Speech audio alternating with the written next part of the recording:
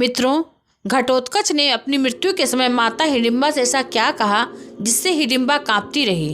हस्तिनापुर से बहुत दूर उत्तर दिशा के घने जंगल में, जहाँ सूर्य की किरणें भी जमीन पर पहुँचने से डरती थी, जहाँ रात होते ही पेड़ सांस लेने लगते थे, जहाँ हवा के बहाव में बीते युगों की कराह छिपी होती थी, उसी जंगल में एक नाम था हिडिंबा। हिडिंबा राक्षस कबीले की राजकुमारी थी। उसकी आंखों में क्रूरता नहीं थी बल्कि गहराई थी, ऐसी गहराई जिसमें भविष्य की परछाइयां साफ दिखाई देती थी। उस रात जंगल कुछ ज्यादा ही चुप था, जैसे प्रकृति भी किसी दुखद स्मृति को याद कर रही हो। हिडिंबा अकेली खड़ी थी, उसके हाथों में एक टूटा हुआ अस्त्र जो कभी उसके पुत्र घटोत्कच का था। हवा ने करवट ली और हिडिंबा की आंखों से आंसू जमीन पर गिरे।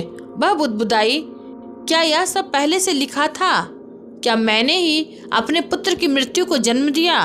और यहीं से समय पीछे लौटता है, उस दिन की ओर जब पांडव वन में भटक रहे थे, अज्ञात, थके हुए और मृत्यु के इतने निकट कि सांस भी बोझ बन गई थी।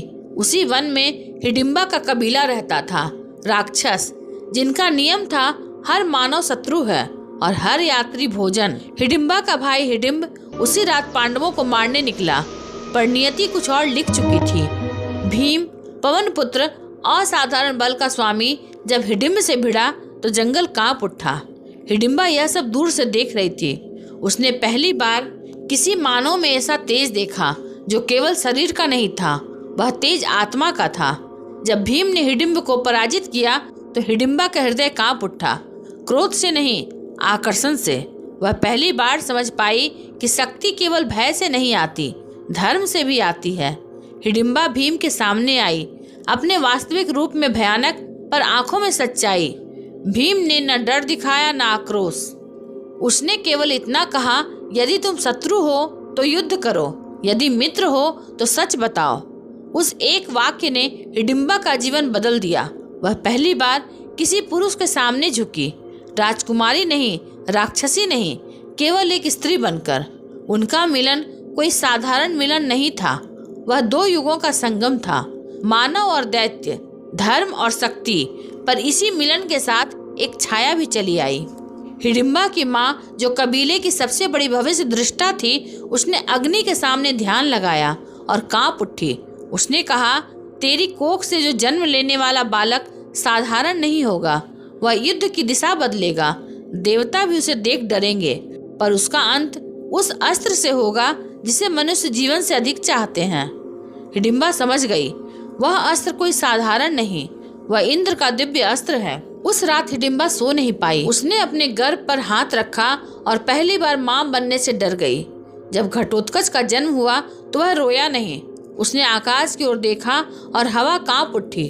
कुछ ही क्षणों में वह बालक आकाश में तैरने लगा। पूरा कबीला भय से झुक गया और हिडिंबा की मां ने आंखें बंद कर ली।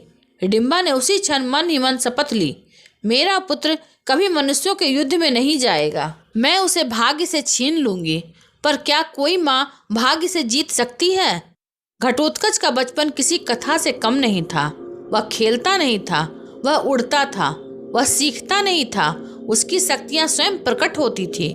रात में उसकी शक्ति कई गुना बढ़ जाती। वह माया रच सकता था, रूप बदल सकता था और अंधकार उसका मित्र था। हिडिंबा हर रात उसे अपने सीने से लगाकर सोती और हर रात डरती, कहीं यह वही रात न हो। उसने घटोत्कच को युद्ध सिखाया पर विवेक नहीं सिखा पाई। उसने शक्ति दी पर संयम नहीं, और यही मौन, यही अधूरा ज्ञान एक दिन युद्ध भूमि तक पहुंचने वाला था। जब महाभारत का युद्ध प्रारंभ हुआ, हिडिंबा ने जंगल छोड़ने से मना कर दिया, पर घटोत्कच का रक्त पुकार रहा था। वह बिना बताए, बिना विदा लिए युद्ध की ओर उड़ गया और जंगल में एक माँ अपने मौन के साथ खड़ी रह गई। जब घटोत्कच जंगल से उड़ता हुआ कुरुक्षेत्र की ओर बढ़ा तो हवा उसके रास्ते से हटती चली गई। बादल फटने लगे और दिशाएं कांप उठी। यह कोई साधारण आगमन नहीं था, यह एक ऐसे योद्धा का प्रवेश था जिसे रोकने के लिए ताओं को भी सोचना पड़ता। कुरुक्षेत्र में तब तक युद्ध के कई दिन बीत चुके थे। पांडव थक चुके थे। कौरव अहंकार से भरे हुए भीष्म पितामह बाणों की वर्षा कर चुके थे। द्रोणाचार्य अपने शस्त्र ज्ञान का चरम दिखा रहे थे। दानवीर कर्ण अब तक अपने अस्त्र संभाल कर रखे हुए था। श्री कृष्ण सब देख रहे थे। वह केवल सारथी नहीं थे, वह समय की चाल थी। एक रात जब सूर्य अस्त हो चुका था और चंद्रमा रक्तवर्णी लग रहा था, श्री कृष्ण ने कहा, अब समय आ गया है। भीम चौंक पड़ा। उसने तुरंत समझ लिया यह संकेत किसके लिए है। भीम की आंखों में भय था। वह एक पिता था, योद्धा बाद में। उसने कहा, माधव, मैंने हिडिंबा को वचन दिया था, उसका पुत्र इस युद्ध में नहीं आएगा। श्री कृष्ण ने कुछ नहीं कहा, केवल आकाश की ओर देखा और बोले, धर्म का भार वचन से बड़ा होता है। उसी क्षण आकाश फटने की ध्वनि हुई और घटोत्कच युद्ध भूमि में उतर आया। उसका शरीर विशाल था, आंखें अग्नि की तरह जल रही थी। उसकी हंसी पूरी कौरव सेना की रूह कंपा देने के लिए काफी थी। पांडवों की थकी हुई आंखों में एक बार फिर आशा चमक उठी। युधिष्ठिर ने कहा, यह योद्धा कौन है? भीम ने भारी स्वर में कहा, मेरा पुत्र। उधर दुर्योधन ने दांत पीसते हुए कहा, यह कौन सा राक्षस है? शकुनी मुस्कुराया और बोला, यह वही है जिसका नाम लोक कथाओं में डर बनकर फैलता है, घटोत्कच। जैसे ही युद्ध प्रारंभ हुआ, घटोत्कच ने माया रचनी शुरू की। कभी वह 100 बन जाता, कभी 1, कभी वह हाथी से बड़ा तो कभी हवा जितना हल्का। उसकी गर्जना से रथ पलटने लगे, घोड़े भागने लगे और सैनिक दिशाएं भूल गए। रात बढ़ती गई और घटोत्कच की शक्ति बढ़ती गई। कौरव सेना में अफरा तफरी मच गई। दुर्योधन घबरा गया। उसने कर्ण की ओर देखा। कर्ण अब तक शांत था, पर उसकी आंखें सब समझ रही थी। दुर्योधन चिल्लाया, कर्ण, यदि इस दैत्य को नहीं रोका गया तो पूरी सेना नष्ट हो जाएगी। कर्ण ने गहरी सांस ली और कहा, मैं जानता हूँ, पर मेरे पास जो अस्त्र है वह केवल अर्जुन के लिए है। यह सुनते ही श्री कृष्ण मुस्कुराए। उन्होंने अर्जुन से धीरे से कहा, पार्थ, आज तुम्हें पीछे हटना होगा। अर्जुन चौंका, पर उसने प्रश्न नहीं किया। श्री कृष्ण ने कहा, घटोत्कच आज वही स्थान लेगा जो भविष्य में तुम्हारा था। यह सब नियति की कील थे। उधर हिडिंबा जंगल में बेचैन थी। उसका हृदय धड़क रहा था, जैसे कोई अदृश्य शक्ति उसे खींच रही हो। उसने माया का सहारा लिया और अदृश्य होकर कुरुक्षेत्र की ओर बढ़ी। युद्ध भूमि में पहुंचते ही उसकी आत्मा कांप उठी। उसने अपने पुत्र को देखा, आकाश में गर्जना करते हुए और हर वार के साथ मृत्यु बरसाते हुए। हर शत्रु का गिरना उसके लिए गर्व नहीं, डर बन गया, क्योंकि उसे याद थी वही भविष्यवाणी। और तभी उसने देखा, कर्ण शांत था, पर उसके हाथों में वह अस्त्र था जिसकी चमक सूरज को भी फीका कर दे। हिडिंबा का हृदय बैठ गया। वह बुदबुदाई, नहीं, यह वही क्षण है। उसने माया से हवा को मोड़ने की कोशिश की, दिशाओं को भ्रमित करना चाहा, पर देवास्त्र दैत्य माया से नहीं रुकते। कर्ण ने आकाश की ओर देखा और मन ही मन कहा, यदि आज यह अस्त्र न चला तो कल अर्जुन मुझे मार देगा। उसने दुर्योधन की ओर देखा और फिर घटोत्कच की ओर। घटोत्कच उस समय अपने सबसे विशाल रूप में था। वह हंस रहा था और उसकी हंसी मृत्यु का आमंत्रण थी। कर्ण ने मंत्र उच्चारित किया। पूरा कुरुक्षेत्र थर्रा उठा। देवताओं ने आंखें फेर ली और हिडिंबा चीखना चाहती थी, पर स्वर नहीं निकला। अस्त्र चला, आकाश जल उठा। कुरुक्षेत्र की धरती उस रात सामान्य नहीं थी। हवा भारी थी, आकाश लाल था और दिशाएं कांप रही थी। कर्ण का अस्त्र अब केवल हथियार नहीं था, वह निर्णय बन चुका था। घटोत्कच आकाश में था, उसका शरीर विशाल, उसकी आंखों में आग और उसके स्वर में गर्व। वह नहीं जानता था कि जिस क्षण वह सबसे अधिक शक्तिशाली है, उसी क्षण उसका अंत सबसे निकट है। हिडिंबा अदृश्य रूप में युद्ध भूमि के किनारे खड़ी थी। उसकी आंखें खुली थी, पर आत्मा कांप रही थी। वह बुदबुदाई, हे वन देवता, हे अंधकार, आज मेरे पुत्र की रक्षा कर लो। पर जब देवास्त्र चलने वाला हो तो कोई प्रार्थना उसे रोक नहीं सकती। कर्ण ने मंत्र पूर्ण किया। उसके रथ के चारों ओर तेजस्वी प्रकाश फैल गया। देवताओं ने मुख फेर लिया, धरती ने कंपन लिया और उसी क्षण श्री कृष्ण ने आंखें बंद कर ली। यह संकेत था कि अब जो होने वाला है वह टाला नहीं जा सकता। अस्त्र आकाश में उठा। वह कोई साधारण गति नहीं थी, वह समय को चीरता हुआ सीधे भाग्य की ओर बढ़ रहा था। घटोत्कच ने उसे देखा। पहली बार उसकी आंखों में आश्चर्य था, पर भय नहीं। उसने जोर से गर्जना की और अपने शरीर को और भी विशाल कर लिया। उसकी गर्जना से कौरवों के रथ पलट गए, हजारों सैनिक धरती से चिपट गए और तभी वह दिव्य प्रहार हुआ। आकाश फट गया, प्रकाश ऐसा जैसे 1000 सूरज एक साथ जल उठे हों। हिडिंबा की आत्मा चिल्ला उठी, पर उसका शरीर स्तब्ध रह गया। अस्त्र सीधा घटोत्कच के वक्ष में समा गया। एक पल के लिए सब कुछ शांत हो गया। कोई शोर नहीं, कोई गर्जना नहीं, कोई युद्ध नहीं। और फिर आकाश से अग्नि की वर्षा होने लगी।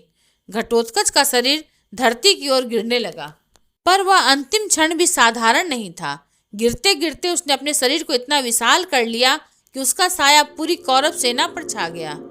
जब वह धरती से टकराया तो हजारों सैनिक उसके नीचे दबकर समाप्त हो गए। यह उसका अंतिम युद्ध था और यह उसकी अंतिम विजय थी। धरती कांप उठी, आकाश रो पड़ा और उसी क्षण हिडिंबा सामने प्रकट हो गई। उसका रूप भयावह था, पर आंखों में केवल शोक था। उसकी दहाड़ युद्ध से भी भयानक थी। वह बोली, देवताओं, तुमने मेरा पुत्र ले लिया, पर क्या तुम्हें पता है, एक माँ का शोक प्रलय से भी बड़ा होता है। कौरव और पांडव दोनों स्तब्ध थे। किसी ने पहली बार राक्षसी को माँ के रूप में देखा था। श्री कृष्ण आगे आए, उनका स्वर शांत था। उन्होंने कहा, माता, आपका पुत्र मरा नहीं है, वह धर्म में विलीन हुआ है।